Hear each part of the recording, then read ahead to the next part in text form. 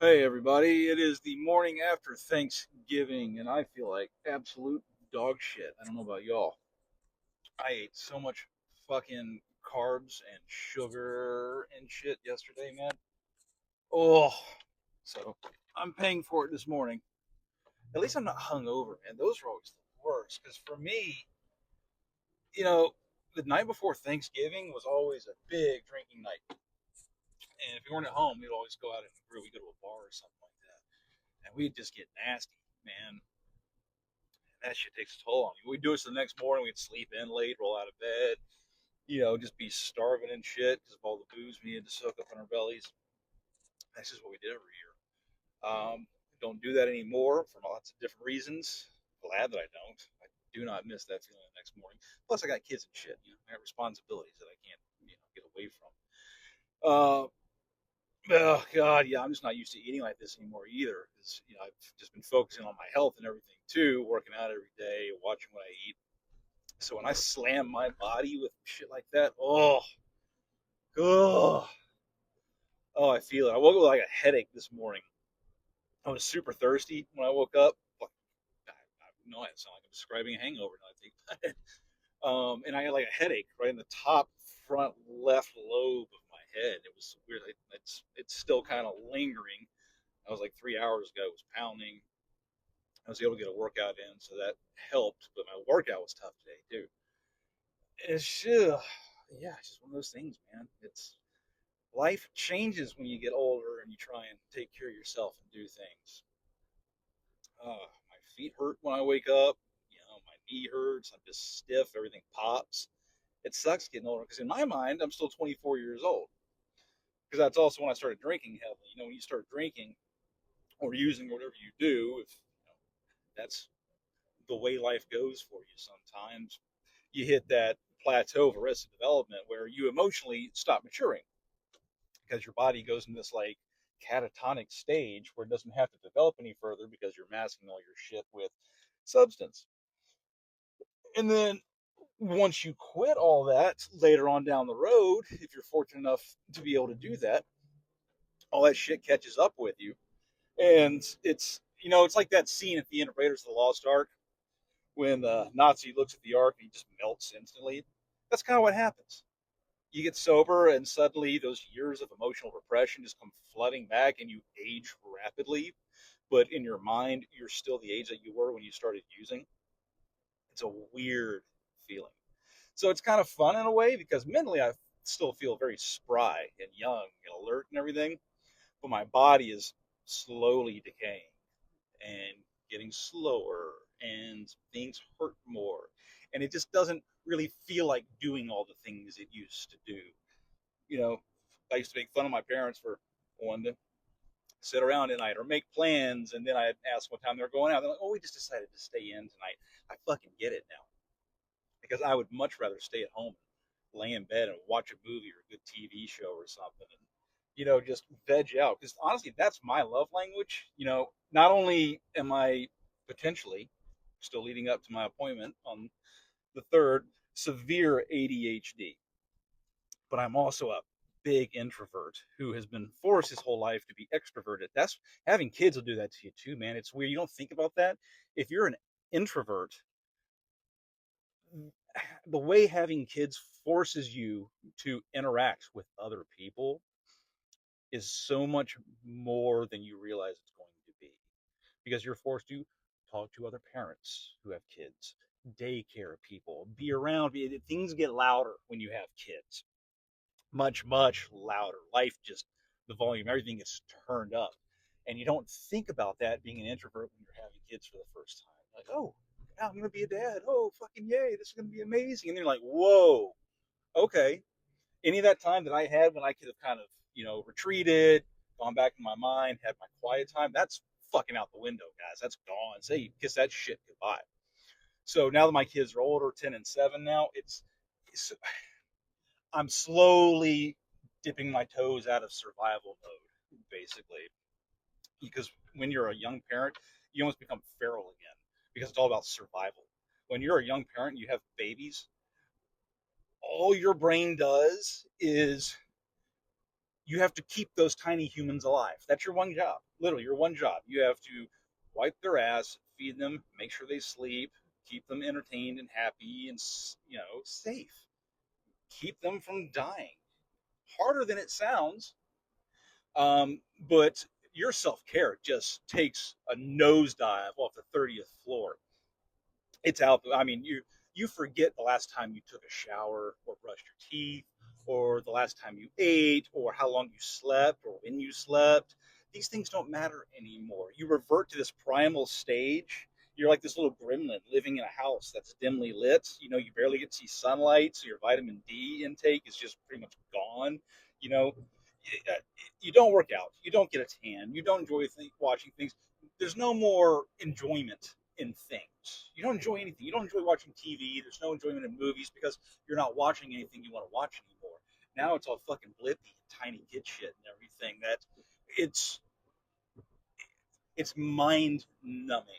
You find you're just a zombie. You're just staring. You're barely surviving just so these kids can survive. So it's this tug of war because you can't take care of yourself, but you still got to take care of these tiny little people.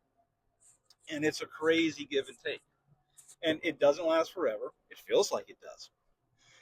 But you also understand why, you get some weird thoughts sometimes when you're a young parent and that baby just won't stop screaming. You think some dark stuff. And then you hear stories on the news about parents that did things. You're like, yeah, I get it. Look, I never hurt my kids. I would never hurt my kids. Disclaimer. It's human nature. You think weird shit when you're under stressful situations. It's a survival mechanism. It's your brain going, you're strung out, you're close to death. What can I do to protect you? And that's what happens. That's all it is. It doesn't mean you're going to go through with it or anything like that. But, so, anyways, my love language, being an introvert, mixed in with all that, is I like to, after a long day, lay in bed, put on a movie, preferably a horror movie or a show or something, and veg out, not interact, not talk. Just try and turn my mind off as best I can and focus on the flashing pictures and moving pictures and objects. That's my love language. That makes me feel cozy and comfortable. My wife, on the other hand, is the extrovert who needs touch and feel and cuddling and everything. So we don't always jive when it comes to that. So she'll want to cuddle and wrap her body around me like an octopus. And I'm laying there and I'm like, and it's almost suffocating. But I get it. I appreciate it because I love her and I know that's what she needs. And so I'll do it. I'm also a very hot blooded person. So it does not take me very long to just start burning up. I run hot, like you guys probably couldn't tell from the way that I talk to you all the time. But I, I, it's weird. I'm always operating higher above normal body temperature. I don't know why. That's the way I've always been. My kids, everyone around to, they're always whenever they're cold, everyone gravitates towards me to hold on to me because I give off a lot of body heat. It's just the way I'm built. I like cold weather. I like fall. I like winter. Summertime is death to me. I do not want to go outside. I don't want to be around people. I am a cranky McCrankerston during the summertime. Summertime is dumb. Anyone who thinks it's great is a psychopath. I don't want to sweat all day. I don't want to feel like I'm overheating because I will get so hot in my core that I feel like I can't drop my core temperature and I literally start to freak out. I think I am burning alive from the inside. If the temperature goes above 85 degrees, I feel like I am on fire. I can't stand it. I don't want none of that shit. Right? My average outside perfect temperature is like 60 degrees. To me, 60 degrees is t shirt weather. Pants, I prefer pants over shorts. It's just who I am. I got long legs. I'm tall. I feel exposed. I'm wearing shorts. Whatever, guys. That's just me. I like pants. So when I'm outside, I like to be 60 degrees, jeans or pants, and a t-shirt, maybe a light jacket or a cardigan, as I've touched on before. I'm a cardigan guy. I like them. They're comfortable. Oh, but yeah, I am an introvert, most definitely. Which is funny because I have picked a career, air quotes, in a field that requires socializing. And I've always said I don't like people all that much. I don't like being around people. I mean, Thanksgiving yesterday, we hosted it at our house. It was our family friends of ours who came over. We've known them for decades. And when I say a gathering, it was a total of 9 people, guys. Just 9 people.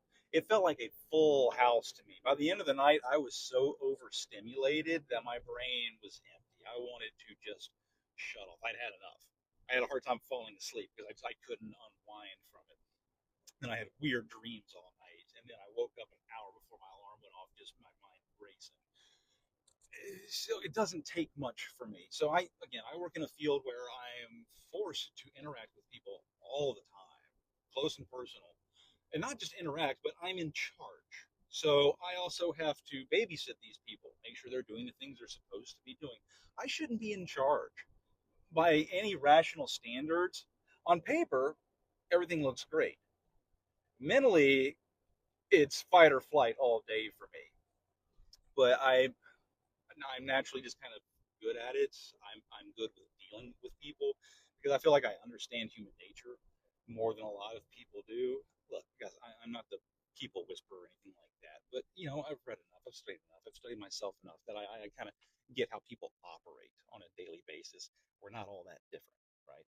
It's pretty basic, natural things. We all are just organic creatures walking around. We all have the same basic needs that need to be fulfilled. You can fulfill those things, and then sometimes we go off the reservation a little bit and do wacky stuff. But for the most part, people are pretty predictable. So it's not that hard to know how to talk to them, kind of provide what they need. If they don't know, kind of guide them in that direction, help them figure things out. Because being in charge, you're also kind of a therapist in a way because people will come to you with their problems. People will tell you weird personal stuff about them. I mean, look what I'm doing right now. Jesus Christ. But it's easy for me. This is like the equivalent of a keyboard warrior, right, guys? Because I'm just driving around in my car. Ain't nobody here with me. I'm not imagining the idea that many people are listening to this podcast, right? Because on it right now, no one really is listening to it, so it feels more free. But I'm saying some pretty personal stuff that I may not say to your face if I meet you in person. So this is very confessional. It's a weird dynamic, is my point. And we as people will divulge strange things to strangers when we feel like no one is looking or listening. Case in point, that little viral thing that I released online, dude. The anecdotes, I wouldn't come full stories, little anecdotes that people have told me just through the comments about themselves based on one meme that I put online. Oh my God. Just wild shit, man. People who, some people got problems. And again, it makes kind of helps me in a way put things in perspective. I'm like, maybe I'm not all that bad off. And, you know, I'm really not. I got my personal issues. I'm having all these things that I'm realizing about myself now and dealing with. I'm on a healthy uptick despite the last couple of podcasts I made. Again, I was in that dopamine crash. I feel like I'm kind of in an upswing now. It was bad for a couple of days, and now it's kind of coming back up. But we will see what happens. Again, I'm up and down because that's the nature of my wiring at the moment, and I'm trying to get all that sorted. So that's where I'm going to leave you all today. That's where I'm at, dealing with the fallout from all the crap food I ate, but no regrets, right? All right, y'all, take care. Until next time, have a great day.